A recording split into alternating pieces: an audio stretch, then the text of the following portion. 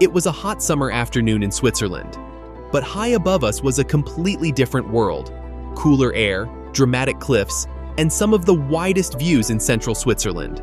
We were heading up Mount Pilatus, looking for the perfect one-day escape.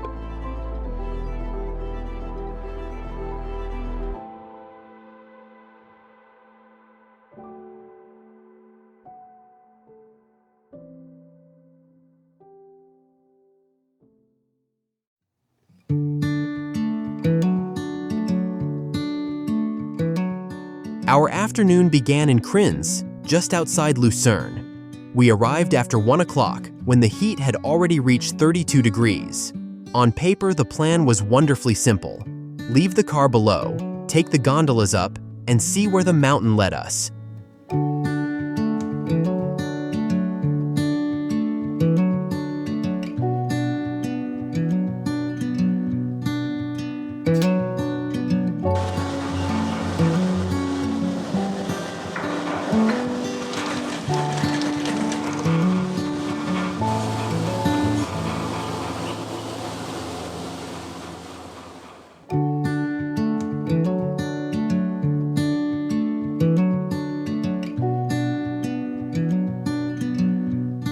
Before we even boarded, we started noticing dragons everywhere, on signs, souvenirs, and even the cable cars.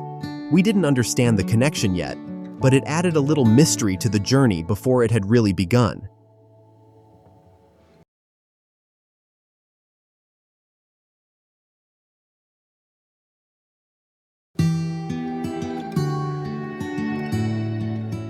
Once the gondola doors closed, the city slowly began to fall away.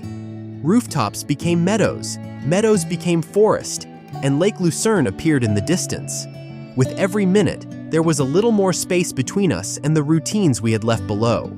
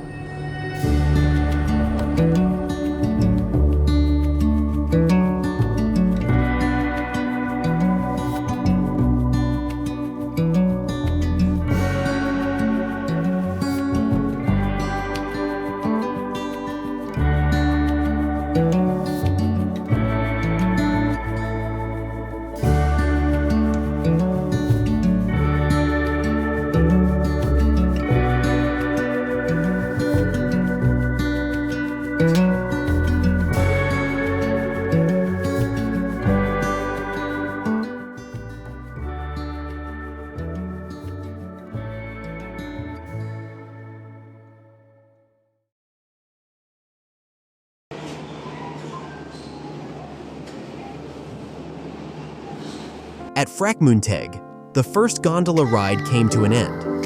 There were forest activities, a treetop path, and Switzerland's longest summer toboggan run.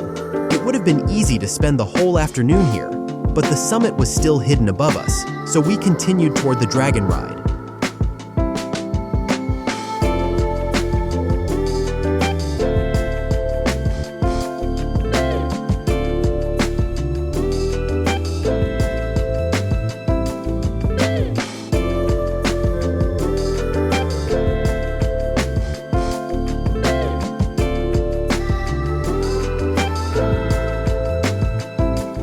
The sunny Sunday brought a short queue, but nobody seemed to be in much of a hurry. Through the windows, we could already see the gentle green slopes giving way to something much steeper.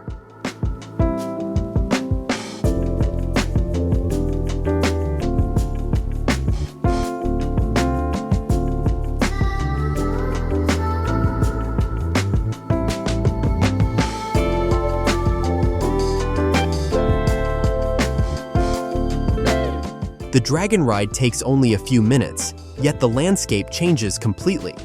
Forests drop away, bare rock fills the windows, and the cable car climbs almost directly toward the cliffs.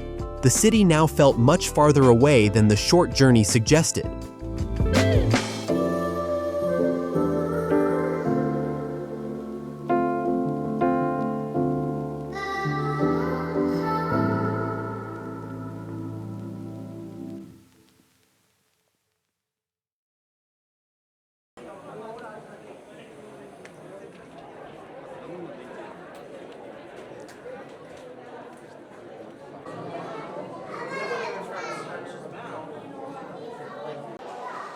Pilatus Kulm was lively inside, but stepping onto the terrace changed the mood immediately.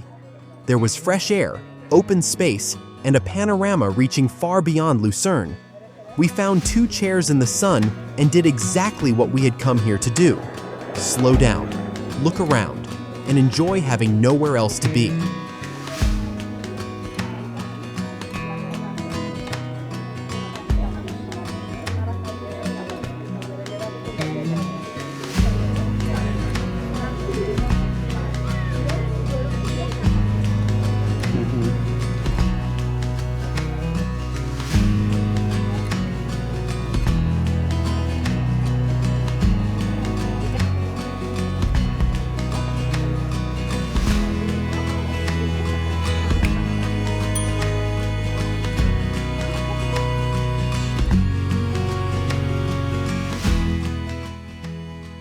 From the terrace, the dragon path led us straight into the mountain. Cool tunnels alternated with openings in the cliff, turning a simple walk into a sequence of small reveals. One moment we were surrounded by dark rock. A few steps later, there was sunlight, wind, and another enormous view. For centuries, Pilatus has been connected with stories of dragons. Here, between the caves and jagged cliffs, the legend felt like a natural part of the mountain rather than something added for visitors.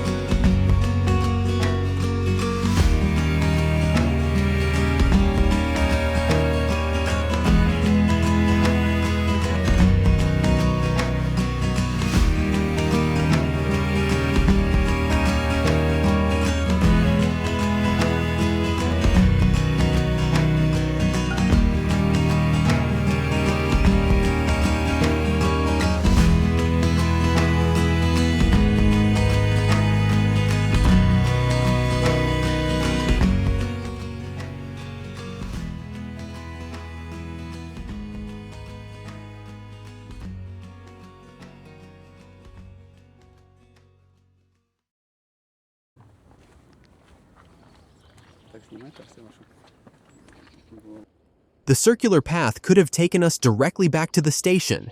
Instead, we continued a little farther along the outside of the mountain. The trail was narrow, with rock rising beside us and the valley dropping away on the other side. It added just enough excitement to an otherwise easy day. Around every corner, the view changed, from lakes and green valleys to the sharp cliffs of Pilatus itself. There was no finish line to chase and no reason to hurry. We could simply walk until we felt like turning back. That freedom became one of the nicest parts of the afternoon.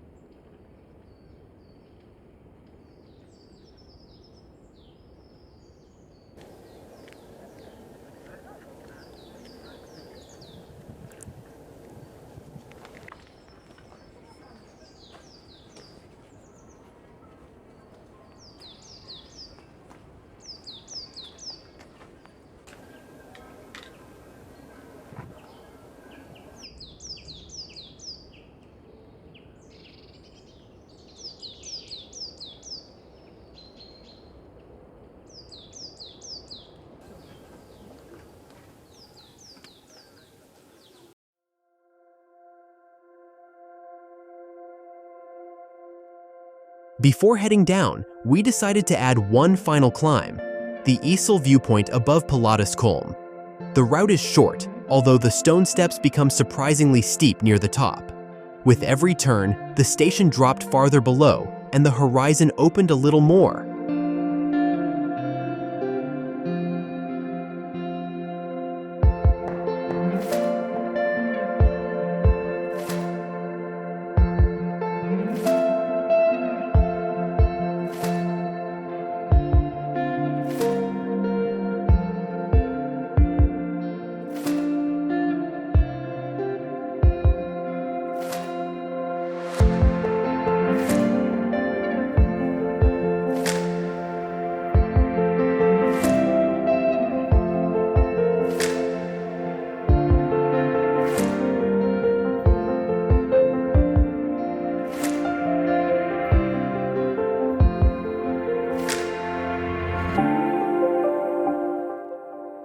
From Esel, Lake Lucerne winds between the mountains while distant ridges fade into the horizon. At 2,118 meters, this was the view we had imagined when we planned our escape, and it felt every bit as good as we had hoped.